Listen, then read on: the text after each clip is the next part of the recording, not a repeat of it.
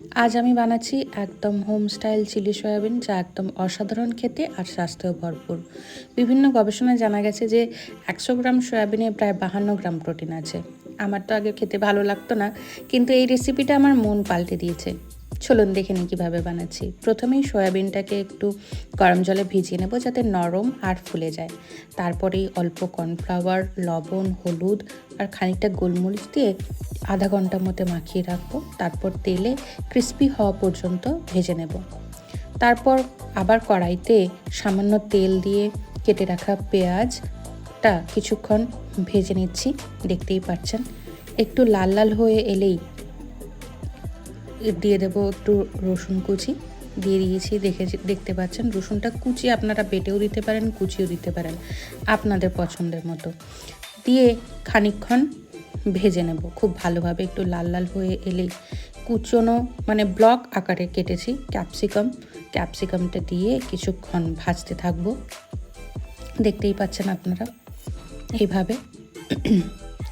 তারপর ঠিক খানিকটা আদা, আমি এখানে আদা বাটা নিয়েছি, আপনারা চাইলে কুচিও দিতে পারেন বা বাটাও দিতে পারেন। আমি আদা বাটা ব্যবহার করেছি। দিয়ে সব কিছু ভালোভাবে গোল্ডেন করে একটু ভেজে নেব। আর রসুন আর আদার গন্ধটা যাতে মরে যায় সেইটার একটু খেয়াল রাখতে হবে। খাবারে যদি রসুন আর আদার গন্ধ থাকে তাহলে খেতে খুব একটা ভালো লাগে না। তারপরে আমি নুন আর চিনি দিয়ে দিয়েছি। তারপরেই কুচি রাখা কাঁচা লঙ্কা দিয়ে দিয়েছি। নাম কি, চিলি সয়াবিন, তো চিলি তো পড়বেই, তাই না? মাস্ট, গ্রিন চিলি তো পড়বেই। আমি কোনো রকম হলুদ গুঁড়ো বা শুকনো লঙ্কার ব্যবহার করছি না। এখানে সব কিছুই কাঁচা দিয়েছি, গ্রিন। এরপরেই কিছুটা ডার্ক সয়া সস আমি এখানে দিয়ে দিচ্ছি, দেখতেই পাচ্ছেন এইভাবে। তারপর দিয়ে দিচ্ছি chili sauce, green chili sauce. এটা রেড চিলি সসও হয়, বাট আমি এখানে শুধু গ্রিন চিলি সস ব্যবহার করেছি, সয়া সস। আর এবারে দিয়ে দেব কিছুটা কিষানের টমেটো সস। এটাই এবার স্বাদটা এনে দেবে, আর তো কিছু পড়বে না মশলা। যেমন অন্যান্য রান্নায় গুঁড়ো মশলা পড়ে, টক দই পড়ে, এটা তো সম্পূর্ণ চাইনিজ খাবার। তাই এখানে মানে চাইনিজ পদ্ধতিতে তৈরি হচ্ছে, তার মানে এখানে আর কিছুই পড়বে না। বাস সসের মিশ্রণটার ক্ষেত্রে আপনারা একটু সব পরিমাণ সস নেবেন।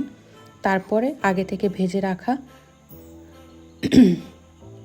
সয়াবিনটা দিয়ে কিছুক্ষণ মিশিয়ে নেব, কারণ সসে তো টস করতেই হবে আপনাকে, না হলে ওই স্বাদটা সয়াবিনের মধ্যে আসবে না।